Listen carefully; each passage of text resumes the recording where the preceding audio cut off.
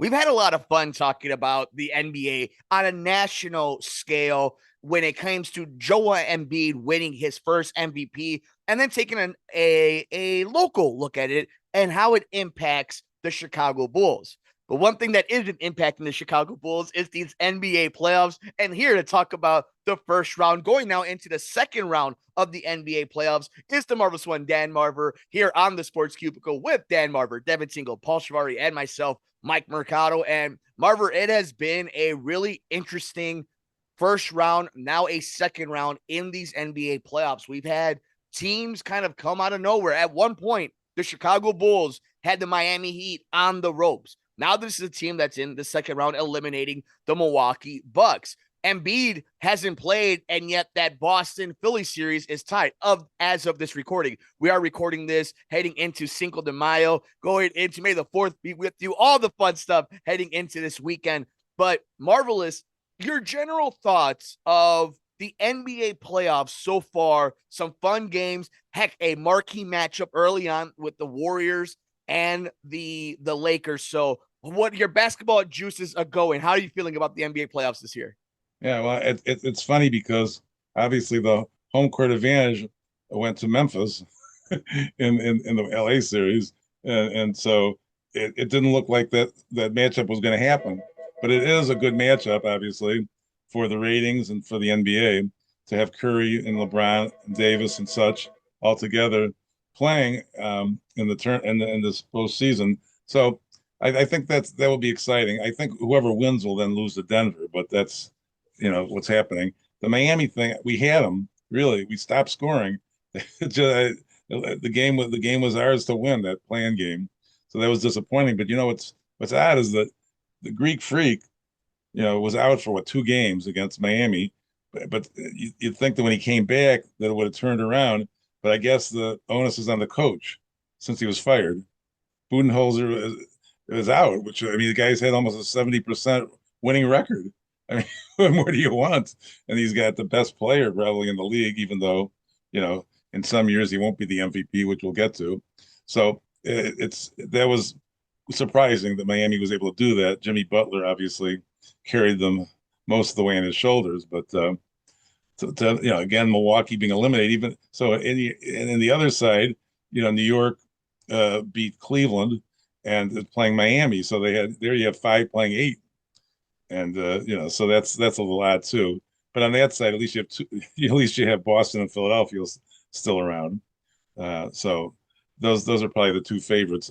And much like you got to figure them at the moment, Denver looks like they might be the one that's going to prevail in the West. But overall, it's been kind of interesting. I mean, I think this is a more TV ratings friendly matchup with the Lakers and the Warriors than you might have had otherwise. If things had gone differently with Sacramento versus Memphis, wouldn't have been quite as enticing, I don't think, for the national audience. But they have great players. Don't get me wrong. So, but it should be interesting. It's just looking back at it, it's funny how close the Bulls were to playing Milwaukee. They just stopped scoring, and there was even some questioning of Donovan with some of his moves down near the end there. He made some moves, that with the personnel where it seemed like he might have been better off doing it a different way, if you know what I mean.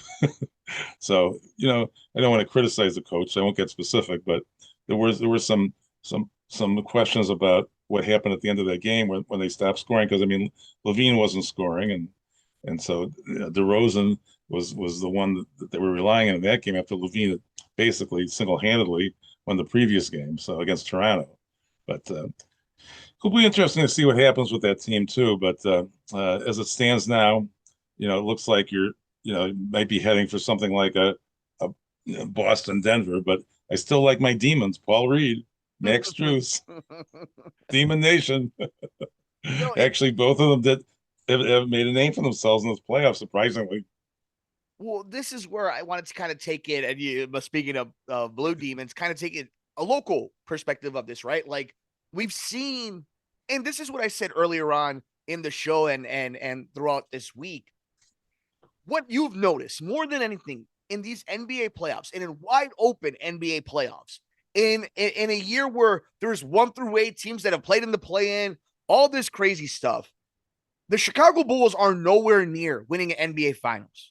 I think the Chicago Bulls team has a lot of nice, awesome players individually. I think they have a lot of guys that are likable, that you root for, that you hope good things for in their careers.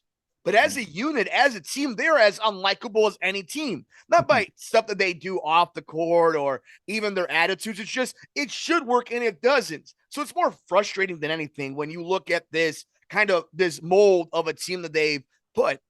What's frustrating is we saw that Budenholzer's gone, right? We saw Toronto moving on. We've seen a lot of these teams kind of move forward. And Dame Lillard tweeted out that crazy, we're moving on from coaches when you don't win a championship after one season. And yes, there is something to that. But I also believe the Bulls historically drag their feet. And in today's NBA, you can't do that.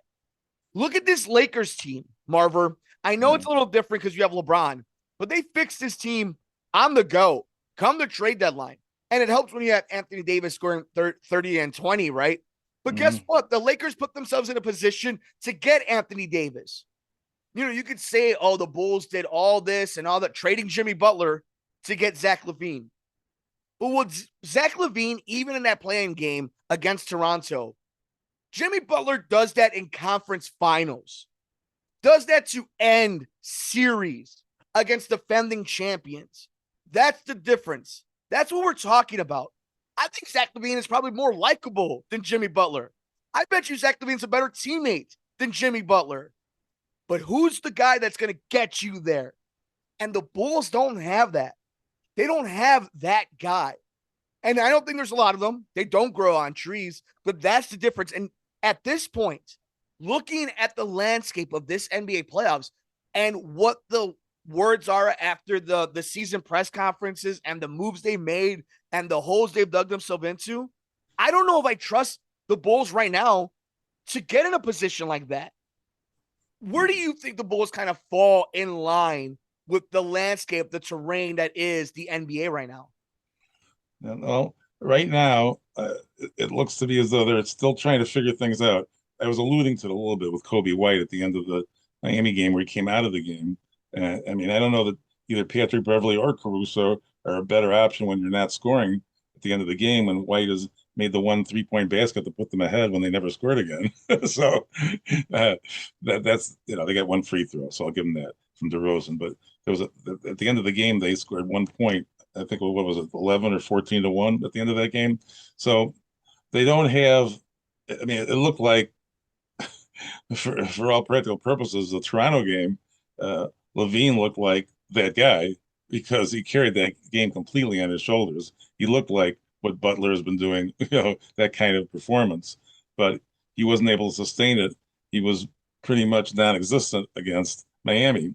So, you know, you can't expect that every night, but the guys that are the elites are doing it every night. Look at Curry. I mean, his 3-point shots from 40 feet are like layups. It's unbelievable. So I think that it's hard to say what they really need, but at the moment, they're not in a terrible spot. It depends upon what happens with the players that stay, with the free agency and the caps and all that. But in their division, I mean, right now, they actually were behind Milwaukee. They were behind Cleveland.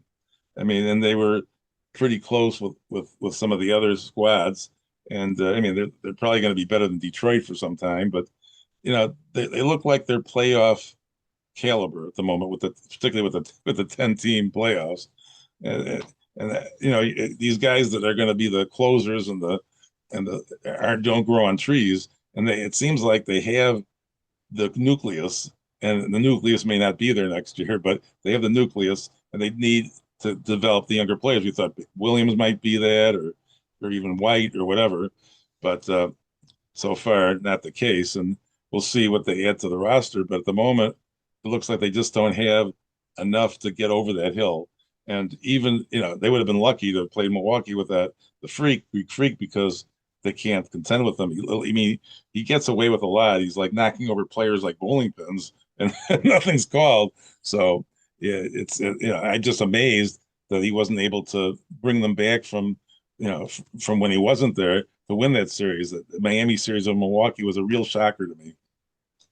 You bring up a lot of interesting points, and even like the advantages that Giannis takes. But I think that's where being a playoff team in the NBA is as close to being in basketball hell as any other sport, right? Like, think about it. So many teams make it, and so many teams don't play their stars, or so many. It's hard. It's harder to miss the playoffs than it is to make it in the NBA specifically. But granted, this is a team that has been in the playoffs one year and the play-in the year before that. So they do have that on their resume. My issue is that enough? Is that enough anymore? And I'm not just talking about these guys. It's not their fault that Derrick Rose and Thibodeau and Joakim didn't win a finals. It's not their fault that there wasn't 8 in a row instead of 2 3-peats. It's not their fault. But the point is, this ownership, and quite frankly, a lot of the people still in the front office, even though it's 2 new head guys, you can't tell me that Paxson isn't still around. And it's not his fault. But guess who's always been there? That's right. Good old Uncle Jerry. And that's not enough anymore. Marver, you watch too much basketball to know that there's too much talent in this league. This team has it, but this isn't it. Whatever it is, that is the formula to win an NBA title. The Bulls don't have that. Now, like we say, right, put all the cards on the table. Yeah, these guys don't grow on trees. There's one LeBron, there's one Steph Curry, there's one KD. But where are you going to be as an organization, as a front office, as business people who get paid a lot of money and get a huge amount of revenue from your consumers? Where are you going to be when Luka Doncic is ready to get traded? Yeah, well, that's the question. He would be the answer to what I was thinking about to some degree. A player of any size that can shoot 3-pointers would be really, really welcome. It's surprising to me that some of the guys that were pretty good 3-point shooters in college and elsewhere haven't been that at all. They have one of the worst 3-point records of any team. I mean, I thought the Sumno might be able to answer that, to some degree, or even, I don't know, some of the people that haven't played very much, you don't really know. But if you look at the records of some of these guys in college, they were pretty decent 3-point shooters, but you just haven't. The best 3-point shooter is Riley Levine, as it turns out. But I don't know. I mean, they have, if you look at it, a lot of teams don't have as good a three-player combination as the Bulls do. You'd think that would really be a good nucleus. But whether that will still be there is one question because of free agency. And it hasn't worked out. I mean, they look like they were really gelling at the beginning of 21-22, honestly. They looked like a really good team. They were right at the top of the league in terms of record when they came out of the gate. So I don't know what's actually happened. Is it bad chemistry or what? I just can't put my finger on why that same basic team, they haven't had ball either year, pretty much. I mean, if that's the guy you were waiting for to be your savior, and they may never have him. So yeah, it's just disappointing that seems like they have the formula for success, and they've shown some, but they just can't seem to get over the hump. I think we have to look at it this way, and it's now that we've had a little time to think about it, I think the honest point is it was fool's gold. And I don't mean that you picked up sand or dirt. Like, no, there was something there, some copper or a lesser of the metals. But think about it. Lonzo was healthy for the beginning part of that run. DeMar was having a career year and a Hall of Fame career. Zach was healthy and trying to get a max contract. They came out of nowhere. This was their first year together. That was the anomaly of everything. That was the exception to the rule of this team. Because what did we learn about this team? This team is not healthy. This team doesn't play well together. This team lacks on defense. This team makes bad decisions. They just don't make enough threes. They don't take enough threes. And you're so right. I think the frustrating thing about it, right? Because Vucevic, looks like an awesome guy. Dak's an awesome guy. DeMar's an awesome guy. Who doesn't love Caruso? Io's a local kid. Kobe from North Carolina developing his game. It's all there. It's all likable. But that core does not work. And whether it's because it's 2023 and not 2005, they're not the Detroit Pistons, that it's a different league than that. My main concern, it doesn't work sometimes, right? That's just the point, the fact, right? Sometimes it doesn't matter how good you are. Only one team's going to win a finals. Phoenix may never win one. Boston may never win one. All this, all that. What is going on in this front office when I've seen with my own eyes Dalen Terry and Patrick Williams be your draft picks?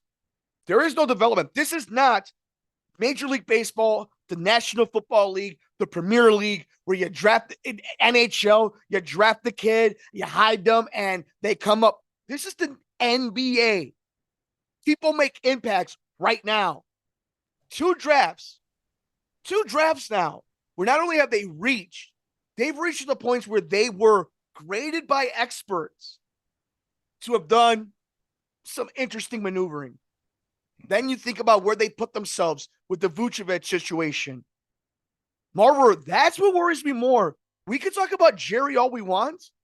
They did make a switch in the front office. And I put myself out there. I thought it was smart. They seem like the smart guys in the room. But we got some paper now. We got some trails. Am I crazy? No, not for that reason. Yeah. But but we talked a lot about the lack of a significant move other than maybe Beverly, when other teams were making moves before they couldn't make any more moves at the deadline for trading and such. But I almost can't put my finger on the missing link. I think a 3-point shooting. I mean, I think that they could even use Drummond type player is helpful too against certain teams, because I think he is a better defender against bigs in some cases, real big bigs than Vucevic. But it's you look at the teams that are successful, and even the teams like Memphis and Sacramento, were like seeded 2 and 3 basically this year. It looks like their roster isn't that much more impressive than the Bulls, but yet they don't get the same results. And you talk about mistakes and illnesses, but I think all the teams have some of that at times. But obviously there doesn't seem to be the motive, that is motivation or the winning mentality that you see on these teams. It's like you look at a Curry, even he's chewing at his mouth guard, and it's like he's going to do something good. So it's we don't have that, and he's obviously an elite player. I'm just giving him as an example, but there's nothing wrong with the players that we have. It's just that it hasn't been as successful as we like. And on that roster, the only younger player that's contributed, I mentioned White and Williams and such, and they drafted Terry last year, who never played at all. So what are they gonna add?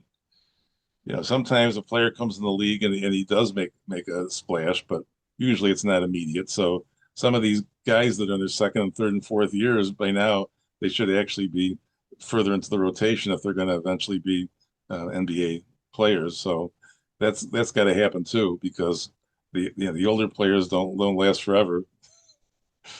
We want to know your thoughts. Who will be remembered forever because they win the NBA Finals? Let us know your thoughts. We're on Twitter at Sports Cubicle TV. And while you're watching the NBA playoffs, you get ready for the NBA Finals. A lot of it, especially if you're here in Chicago, you're watching the West Coast games. You're watching it probably in bed.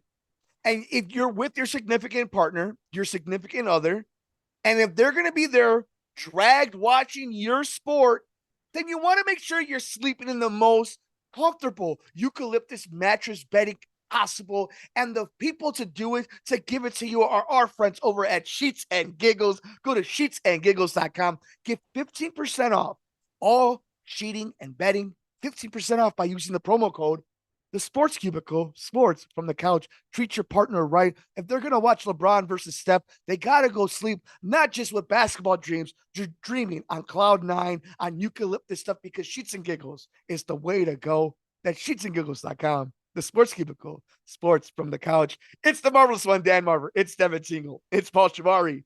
I'm Mike Mercado.